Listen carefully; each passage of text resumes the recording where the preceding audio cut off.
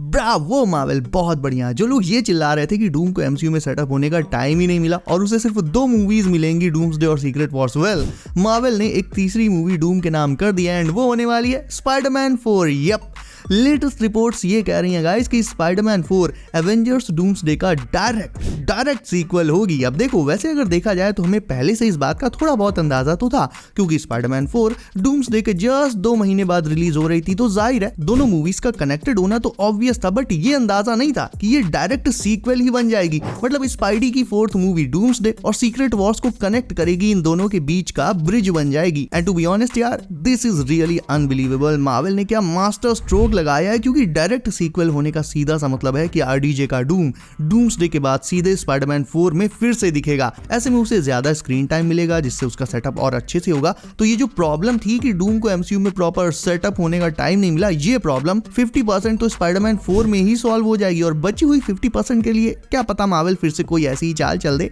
मैंने तुम्हें पहले ही बताया था कि एंड गेम के बाद अब एमसीयू में 2 ही मेन हीरोज हैं, जिनमें से पहला है doctor strange and second one is Spiderman. और स्ट्रेंज एंड स्पाइडी दोनों का डूम्सडे में भी काफी बड़ा रोल रहेगा।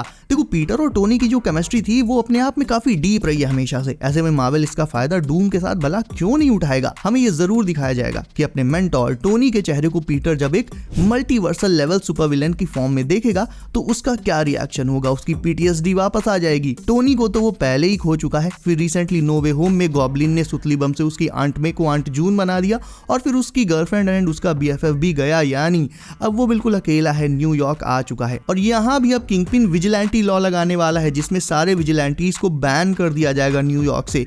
किंगपिन ने डायरेक्टली पनिशर, डेयरडेविल और तो और स्पाइडरमैन को भी मेंशन किया था बॉर्न अगेन में। तो एक के बाद एक पीटर के ऊपर मुसीबतें आती ही जा रही हैं। हालांकि वो कोई ऐसा हल्का फुल्का सुपर हीरो नहीं है जो किंगपिन की इस फालतू की लॉ की टेंशन लेगा। स्टिल इतनी सारी प्रॉब्लम्स के बाद जब उसका टोनी उसके सामने आएगा, लेकिन एक नए चेहरे और उसकी दुनिया को खत्म करने के इरादे के साथ, तो पीटर इस सिचुएशन को कैसे हैंडल करेगा, बस यही देखना है सबको। और इसीलिए पीटर का role doomsday and secret wars दोनों में बहुत क्रूशियल हो जाता है। एंड अगर ये रिपोर्ट सच होती है, अगर सच में स्पाइडरमैन 4 डूम्सडे का डायरेक्ट सीक्वल ही बन जाती है, तो ये कंफर्म हो जाएगा कि स्पाइडरमैन 4 मूवी का एक बहुत ही बड़ा पार्ट हमें बैटल वर्ल्ड पर देखने को मिलेगा, which is really huge guys. यानी स्पाइडरमैन 4 सिर्फ कहने को स्पाइडरमैन मूवी होगी, बट एक्चुअल में ये एक full on Avengers scale movie बन जाएगी। याद करो सिविल वॉर में क्या हुआ था। कहने को तो वो कैप्टन अमेरिका मूवी थी ना, बट उसमें सारे एवेंजर्स थे। इवन प्रीवियस एवेंजर्स मूवीज में भी उतने एवेंजर्स नहीं थे जितने की सिविल वॉर में आ गए थे। तो सेम चीज स्पाइडरमैन 4 के साथ भी होगी, जहां नाम के लिए तो ये स्पाइडरमैन रहेगी, क्योंकि भाई मेन फोकस इसमें पीटर के ऊपर रहेगा, बट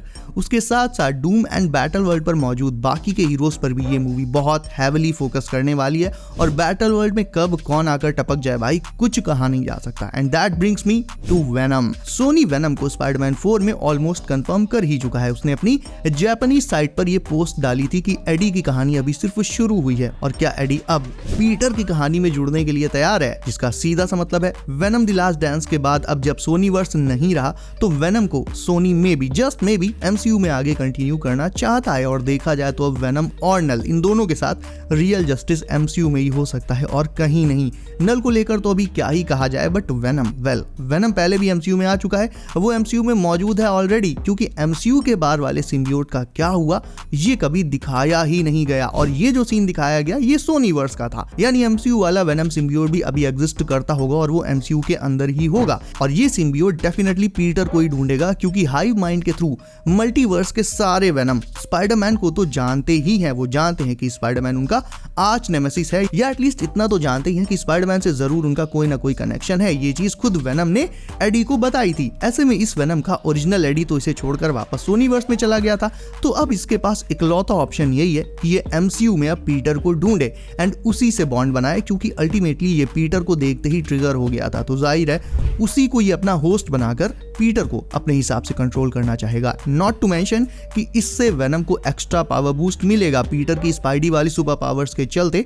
तो वेनम का तो भाई इसमें फायदा ही फायदा है, पीटर को तो वो ढूंढेगा ही। मतलब वेनम अगर एक नॉर्मल इंसान के साथ बॉन्ड बना लेता है तो भी वो एक सुपर हीरो तो है ही, बट सोचो यार किसी ऐसे बंदे के साथ बॉन्ड बनाए जो ऑलरेडी एक सुपर हीरो। ऐसे में बॉन्ड बनाने के बाद वेनम की स्ट्रेंथ, उसकी पावर्स जस्ट डबल हो जाएंगी एंड पीटर की भी। और सीक्रेट वॉर्स कॉमिक्स का सीन तो तुम जानते ही हो, जिसमें सीक्रेट वॉर्स के बैटल के पहले ही पीटर को उसका ब्लैक सिम्बियोट सूट मिला था। रूसो ब्रदर्स बोल ही चुके हैं कि हम 2015 वाली सीक्रेट वॉर्स कॉमिक रन को मूवी में अडेप्ट करेंगे, तो सीइंग ऑल ऑफ दैट ये कहना सेफ होगा कि स्पाइडरमैन 4 में ही पीटर को उसका सिम्बियोट सूट मिल जाएगा। बस सवाल ये है गाइस कि यही MCU वाला सिम्बियोट मिलेगा या फिर लाइक बैटल वर्ल्ड में किसी और यूनिवर्स का वेनम फिर से आएगा, किसी नए लुक के साथ आएगा। और यहाँ पर ये जो बॉन्ड बनेगा पीटर और वेनम के बीच, ये कोई इतना इजी भी नहीं होने वाला है। तुम ऑलरेडी स्पाइडरमैन में देख चुके हो, आई मीन टोबी मैगवायर की स्पाइडरमैन में देख चुके हो कि उसने जब वेनम के साथ बॉन्ड बनाया था तो वेनम एक तरह से काफी टाइम तक टोबी के पीटर को कंट्रोल करता रहा था, उसका गुस्सा बढ़ा दिया था, उसका वायलेंस बढ़ा दिया था। और ये चीज समझने में कि वेनम खुद उसे कंट्रोल कर रहा है, ये चीज समझने में टोबी मैगवायर के स्पाइडरमैन को बहुत टाइम लग गया था और तब तक उससे काफी सारी गलतियां ऑलरेडी हो चुकी थी। ऐसे में कुछ ऐसा ही सीन हमें यहाँ MCU में अपने टॉम हॉलैंड के पीटर और वेनम के बीच भी देखने को मिल सकता है। अल्टीमेटली ये बॉन्ड बनाएंगे तो, लेकिन आगे चलकर इनका झगड़ा होना भी डेफिनेटली तय है। इसके अलावा गाइस एक और साइड अपडेट बता देता हूं तुम्हें। स्पाइडरमैन 4 को डेस्टिन डैनियल क्रेटन डायरेक्ट कर रहे हैं, जिन्होंने शैंग-ची and the legend of 10 rings direct करी थी। तो बाकी तो देखो जो एवेंजर्स, जो हीरोज स्पाइडरमैन 4 में आएंगे सो तो आएंगे, बट पर्टिकुलरली अगर तुम्हें शैंग-ची का जानना है कि शैंग-ची स्पाइडरमैन 4 में आ सकता है या नहीं, तो सीधा सा आंसर है इसका न्यूप। खुद शैंग-ची एक्टर सिमू लियू ने कंफर्म कर दिया है कि वो स्पाइडरमैन 4 के तो मतलब आसपास भी नहीं भटकने वाले। ऑल्दो उसके बाद सीक्रेट वॉर्स वगैरह में उनका रिटर्न अगर हो जाता है तो उस पर अभी मैं कुछ नहीं कह रहा हूं, हम just talking about Spiderman 4। Spiderman 4 में शैंग-ची नहीं होने वाला, बट दूसरे हीरोज डेफिनेटली होंगे, क्योंकि ये नो वे होम से भी एक बिगर मैसिव मल्टीवर्सल मूवी होने वाली है। इसमें स्ट्रीट लेवल स्टफ ना बहुत ही कम देखने को मिलेगा। और अगर सच में मूवी का मेजर पार्ट बैटल वर्ल्ड में होता है तो पॉसिबिलिटीज इसमें इनफाइनाइट है, क्योंकि वहां पर पीटर को एक न्यू गर्लफ्रेंड मिल सकती है जो किसी अदर यूनिवर्स से हो सकती है, मे बी किसी यूनिवर्स की ब्लैक कैट वगैरह आ जाए। एंड सबसे इंपॉर्टेंट, वहां पर पीटर की मुलाकात हो सकती है माइल्स मोरालेस से। और ऐसा मैं इसलिए कह रहा हूं क्योंकि माइल्स को एक्चुअल में एवेंजर्स कैंग डायनेस्टी में आना था। मतलब कैंग डायनेस्टी की जो स्क्रिप्ट लीक हुई थी, जिस पर मैंने वीडियोस 2 बनाए थे 2 पार्ट्स में, उसमें तो एटलीस्ट ये था ही कि miles Morales was Indeed present in Kang dynasty and उसकी मुलाकात पीटर से न्यूयॉर्क के उसके नए कॉलेज में हुई थी। कैंग डायनेस्टी की उस लीक स्क्रिप्ट में माइल्स आया भी था और काउंसिल ऑफ कैंग्स के अटैक के टाइम उनसे लड़ते हुए वो अच्छा खासा डैमेज भी हुआ था। बट कैंग डायनेस्टी तो अब आने से रही।